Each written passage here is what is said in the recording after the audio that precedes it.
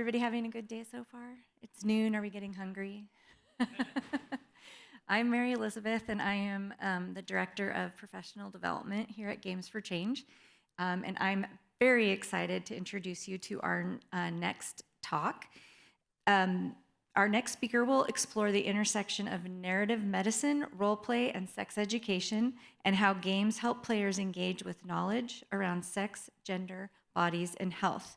Please welcome Kaitlin Bonfiglio. Yes, I've been practicing all day.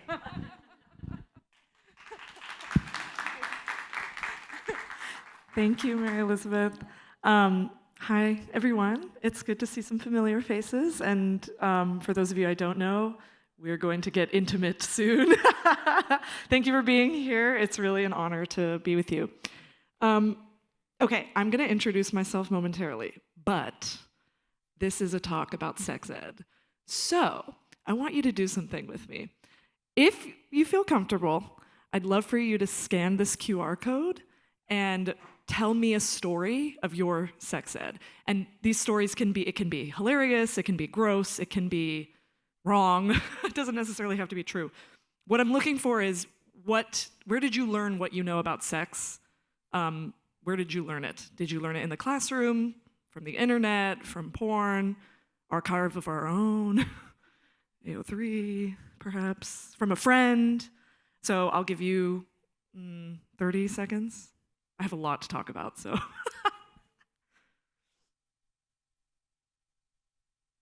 And what I was planning on doing, if you're comfortable with it, is reading them. It's anonymous, so I won't see your name, but I'll read it out loud from my phone. If you also want to just tell the story yourself, that's totally fine as well. But for now, I'll give you a few seconds to write.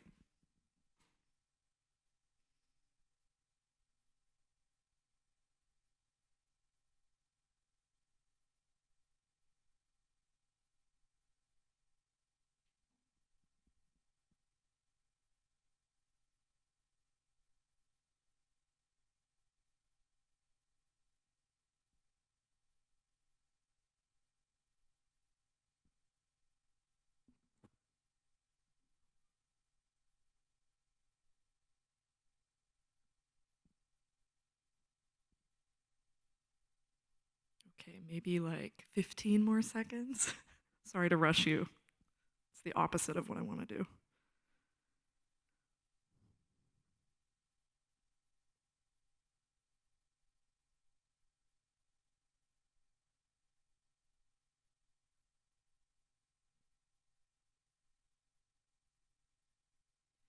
Okay, so I'm just gonna read one that I received and then I'll tell you one of my own.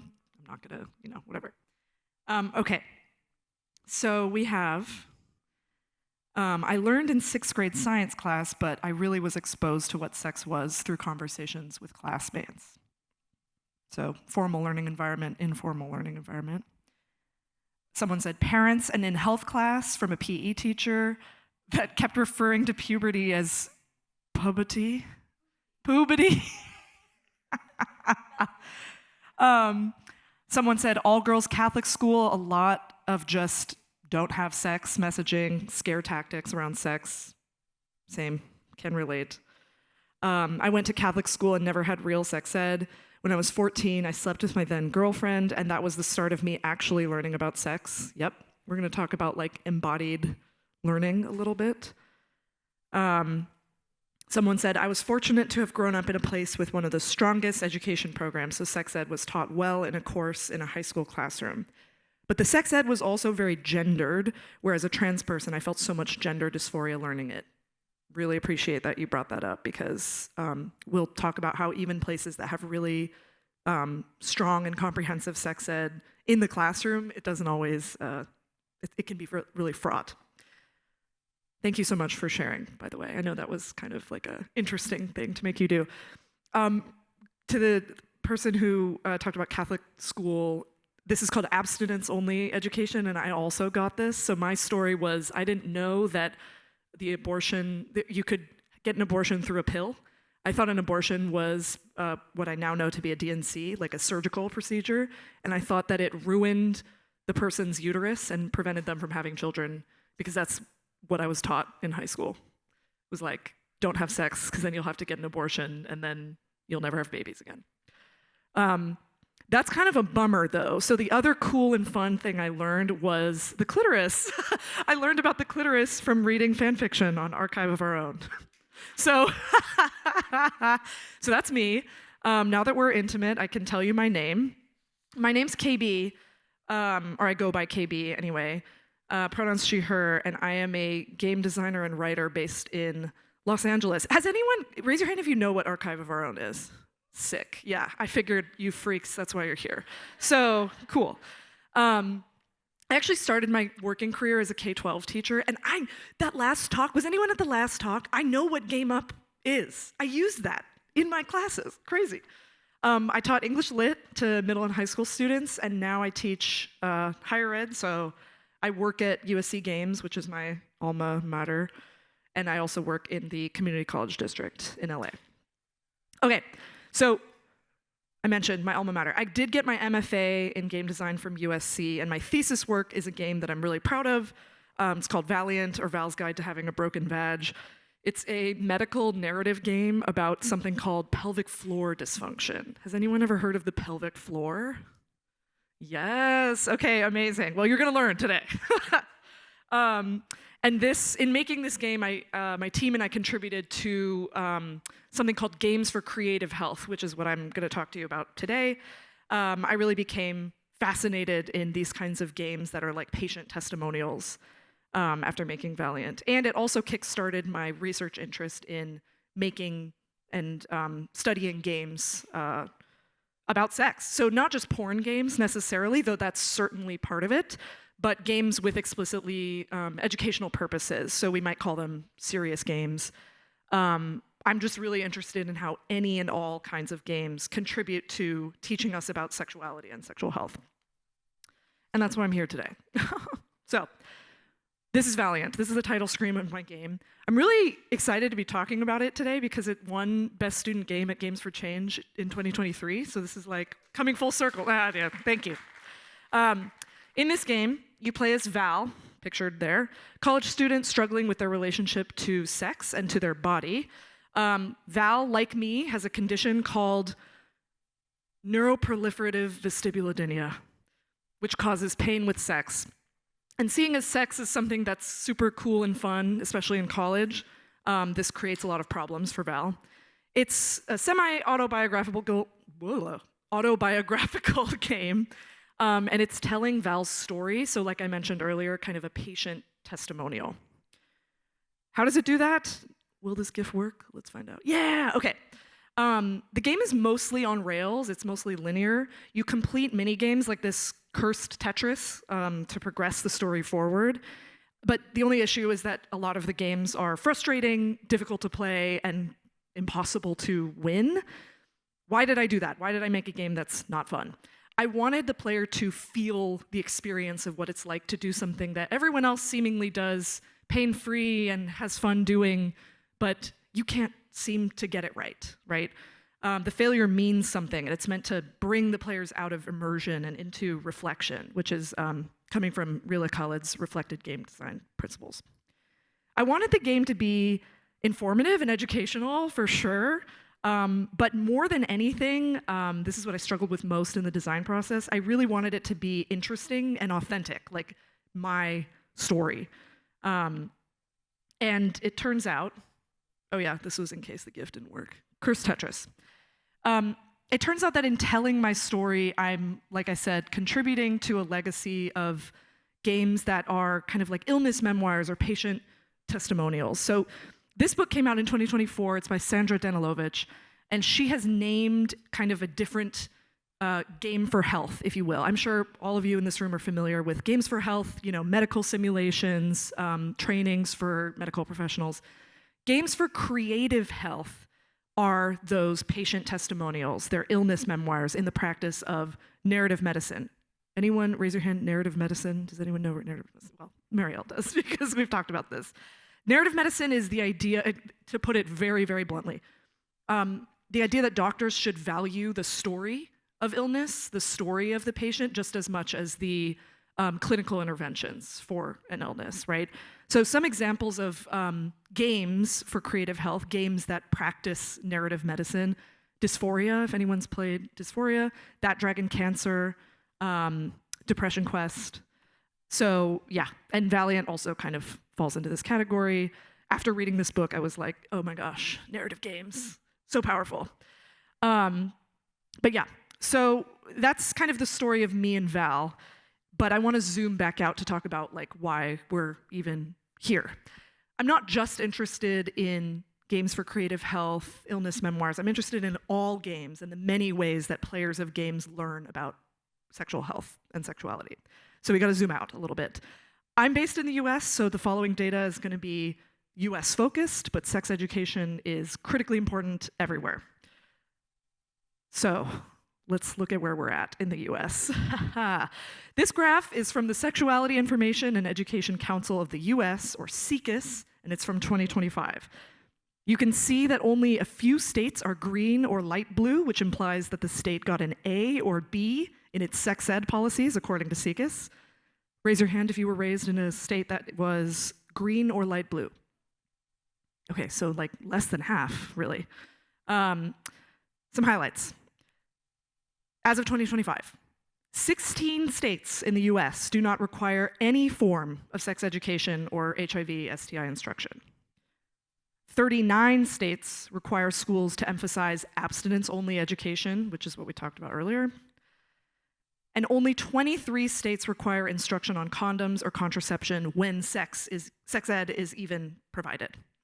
So we call sex ed, in which we talk about not just HIV, STI instruction, but also condoms and contraception, comprehensive sex ed. And basically not many states do that, right? Bleak, even bleaker. Or let's say this is complicating things a little bit. When we do have sex ed in the classroom, someone mentioned earlier that, I got sex ed, I was lucky enough, but honestly it wasn't great. There were some things missing there, or it didn't serve its complete purpose. There's a great essay by Lauren Bialstock called "Is Sex Education Even an Intelligible Concept?" in which she talks about what we talk about in the classroom when we are given sex ed and what we learn about sex from the act of doing it. It's called Ars Amoris. Turns out those are vastly different things. So I love this quote. "The way we teach sex is more akin to Spanish instruction that says, some people speak Spanish, and one day you will, but right now, stay as far away as possible from all things Spanish." So, just complicating this idea further, but still, now more than ever, we really need better sexuality education. Thankfully, we do a lot of learning outside of formal learning environments. This screenshot is from the keynote speech at Serious Play last year. The blue is all the stuff we learn outside of the classroom. But what does informal learning environments look like? Some of you mentioned it earlier, like, oh, when I was talking to friends, or watching things on TV or something. And games are also, this is where games come into play. Waiting to make that pun. And that's why you're all here today. That's why I want to talk to you about this. So it turns out that games are great tools for sex ed in the same way that they're good for learning anything, really. I want to highlight everything on these two slides is kind of like the research that I did in my last year of my MFA, like distilled into 2 PowerPoint slides. So I'm going to go really quickly over this. And I also want to shout out Nina Keel, whose research supported a lot of this. Okay, so let's go through this. Agency and interactivity. Why we love games for learning, right? Players become active participants in the experience. It increases their aptitude for learning. Feedback and repetition. Players get feedback from their choices, and they can replay games to make new and different meaningful choices. So a game that I wanted to talk about, I don't think I got a slide in there in time, but there's a Twine game that my friend John and I made that basically it's about a couple that's choosing birth control options, and there's 4 distinct endings. So you can go through and make one decision, get to one ending, and then you can go and replay it and get a totally different ending. And the player that way can experience a little bit of what it would look like to make a decision without facing IRL consequences. Role-playing, so players can see, similar to what I just said, they see what happens if their character has sex with no protection, for example, without actually facing the consequences in real life. Games foster empathy. Emotions are physiologically real, even in pretend games. And of course, we use this to have players see things from different perspectives. Alibi is a sex ed term that basically means permission to talk about a taboo topic, to talk about and learn about a taboo topic. So I have a great example of this coming up that puts this into practice. And of course, they're silly, fun, and engaging. I don't know if anyone here went to Drew Davidson's lunchtime talk yesterday, but he had a great chat that kind of applies to a number of these elements. Basically, like when we let go of societal scripts and we just kind of lean into being silly, it helps open up our minds and gives us permission to see things in a new way. So those neurons start firing, and we're learning. I also wanted to mention digital games specifically. So I'm going to talk about, oh my gosh, I need to hurry up. I'm going to talk about a bunch of games that are both analog and digital, but specifically digital. Why do we use digital games for sex ed?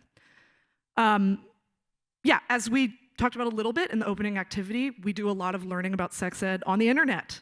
Has anyone heard of Scarletine? Sex ed forum? Heck yeah. Okay, well great. I would love to introduce you to Scarletine. It's a great resource.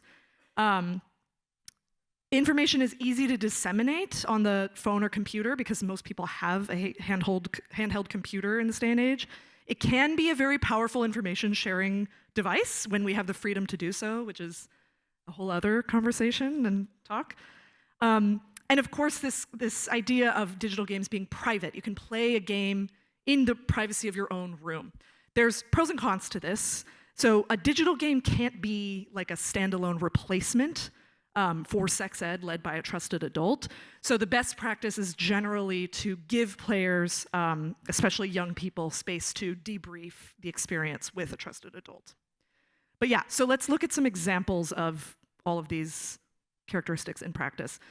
Okay, the Amazing Sex Scene Rewrite. This is an awesome LARP, live action role play. It's an educational LARP about communicating consent and desire. You play, there's a group of people, you play as writers, and you're rewriting a scene in a hit show that you've been working on to make it even sexier and hotter and more interesting, because it's been written terribly and you need to rewrite it, you need to fix it. So each player creates a character who has their own sexual desires and lines in the sand. We also call these lines and veils. If you've heard of a yes, no, maybe list, you kind of like create one for your character.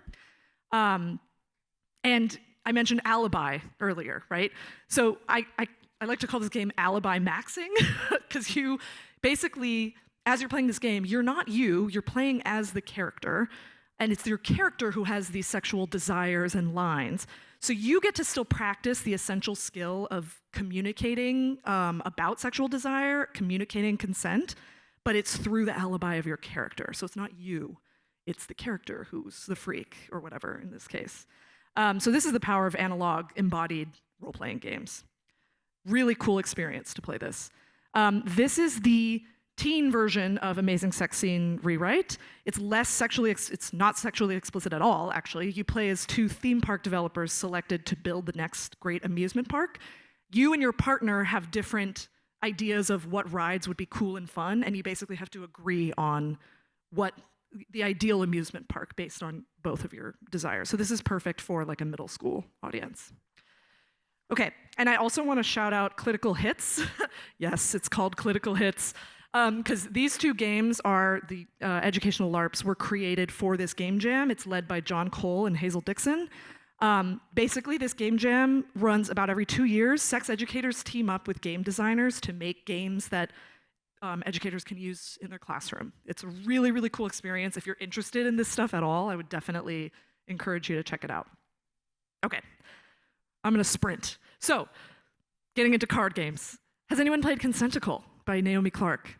This is an awesome card game, 2-player cooperative card game where you and a partner help a tentacled alien and a curious human have a mutually satisfying sexual encounter using non-verbal communication and thinking about situations from another's point of view. So that empathy building. You're telling a story of pleasure together with a partner, so there's a lot of like emergent narrative. Again, like non-verbal communication can get really silly and weird, but that's the cool part of this game, right? This is the period game. This also started as a school project and became this really cool board game about menstruation.